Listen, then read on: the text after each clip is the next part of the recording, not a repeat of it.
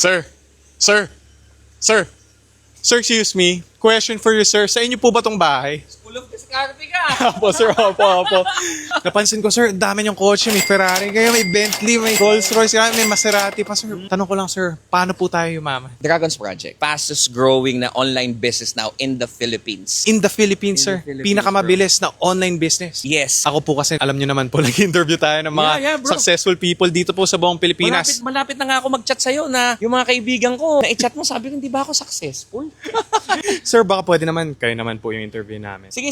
Sir, ilang taon na po tayo dito sa pagbe-business natin? 2 decades, mga 20 years. Decades, Yeah, 20 sir. years. Ang tagal na po nun. Kaya sa mga nagsasabi na success is overnight, will never happen, man. If success is overnight, illegal yun, bro. 100%. So, sir, tanong ko lang, sir, sa 20 years na yun or sa 2 decades na yun, kailan po natin nakuha yung first million natin? I started this at the age of 24. I got my first million at the age of 25. 25, sir. So, 25. 1 year lang din. Blood, sweat, and tears yun. Pero hindi po natin na-feel na successful tayo at that time na nakuha natin yung first million. You won't. Kasi when you hit your first million, that's accumulation. Most of the time when you reach your first million, hindi mo mararamdaman yun. Kasi wala sa palad mo yun. Nagastos mo na yun, napangkain mo na yun. When I hit my first million na nasa bangko ko yung first million, it took me around 3 years. Kasi pag totoo ang ginagawa mo, it will take time. Kasi for me, wala namang gray market. It's either black market yan o legit yan. So doon tayo sa legit. I have kids. Ang pinaka-importante sa akin is yung pangalan ko with my kids. They can say na parang tatay ko yan. Mabagal man yung proseso kung paano ako umasenso o umangat sa buhay in my own little way. At least alam ko, wala akong tinapakan tao. Tama yun, sir, no? Slowly but surely and safely, di ba? Totoo yun. God's perfect time. Pero sir, tanong ko lang, galing po ba tayo sa pera? I was born na raised sa 1020H Tayabas Street, Tondo, Malaya. Nakatara ako sa gilid ng Riles sa likod ako ng simbahan ng katedral. Sa Tondo, sir. Batang Riles ako. Ang malaking pera sa akin, pwedeng maliit na pera sa iba, pero vina-value yung kasi galing ako sa wala. Grabe yun, sir, no? Yun po yung tinuro sa atin nung past natin. I-value lagi ang pera, no? Para sa pamilya na din natin. Totoo yun. Kasi maraming tao nagsasabi sa akin, ano yung wealth para sa akin? Maraming nagtatanong sa akin yan. People may say that the cars or the properties or the businesses, dadaan ka dyan na maiisip mo yan. Pero at the end of the day, as you grow old, one thing's for sure, your wealth is your family. Nothing is permanent. Everything is temporary. But your family will be there. Nauuna talaga ang pamilya at saka health. Since naisip natin yung pamilya natin, gusto natin tumagal din tayo kasamang pamilya. Of course, kasi ano to lahat kung wala yung family mo? It's okay to chase your dreams. But don't forget kung bakit ka nangangarap. It's not how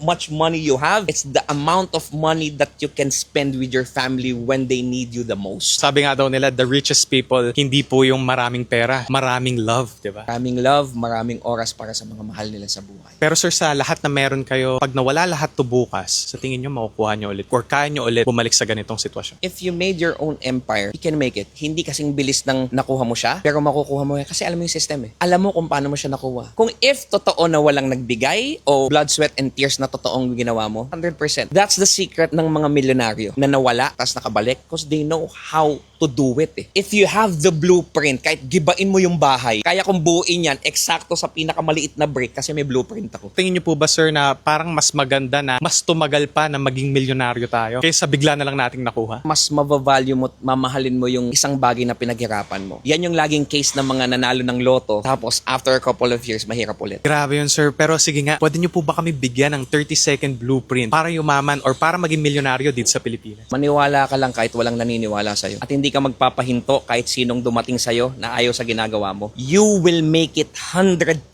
Believe and you shall receive. Ganda nun sir. At saka sabi nila, kahit isang tao lang daw yung maniwala sa atin, no? Tuloy-tuloy natin yung pangarap natin, pero yung isang yon importante na ikaw yon. Yes. Kasi pag yung isang tao na yung nagkaroon ng duda sa'yo, wala ka mararating. At ikaw yun. Sa ganitong estado ba sir, nagkakaproblema pa tayo? Pag wala kang pera, malaki problema mo. Pag sobrang yaman mo naman, ibang tao, hindi ako to, ibang level na to, lahat kaya mong bilhin, wala naman challenge yung buhay sa'yo. Alam mo, lagi ko sinasabi, sa dalawang problema na yon, anong gusto mong problema? Siyempre yung magandang problema na.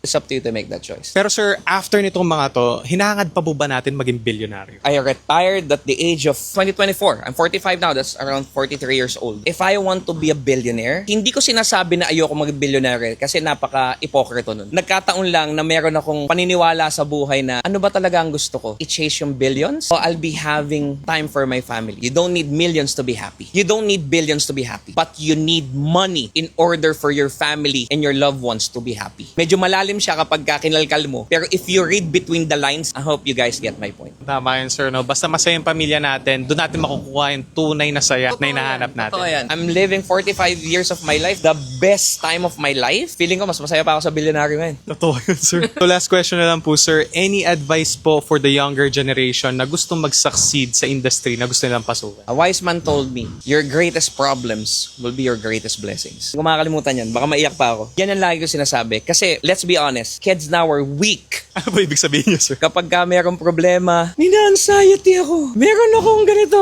You know why? Kasi nung time namin, pag meron akong problema, kaibigan ako dadating sa akin. Ngayon, pag may problema ka, online na lang. Dadating ka sa pagkakataon na life will break you. Life will bring you down. Duduk-duk ka sa lupa. Pero always remember that will be your blessing. Yung nagsabi sa akin yan is a billionaire. Yung nagsabi sa akin yan is a wise man, philanthropy. That man is SV. He's my mentor all throughout my life. You can beat me up. You can see me on the floor. Pero di ka mananalo sa akin. You're always the storyteller of your life, di ba? Yeah. Sabi ko nga sa lahat ng makikita ng mga kabataan sa School of Discarte, tanongin mo lang yung sarili mo sa nanonood nito. Kailan mo gusto na yung story mo naman yung ma-feature dito? Ganda nun, sir. Ang ganda nun. Yun ang pinapangarap ng mga viewers natin. Lagi nilang kino-comment yan. So you have a wonderful advisor, so thank you so much for your time. Maraming salamat. Sabi ko, feeling ko, nung na-interview ako, parang feeling ko successful na rin ako. So salamat, brother. Ang School of Discarte ngayon, ang benchmark ng successful na tao. Pag hindi ka na-interview dito, baka tanongin mo yung sarili mo. Pleasure to meet Maraming you. salamat, brother. Pleasure to meet you, sir.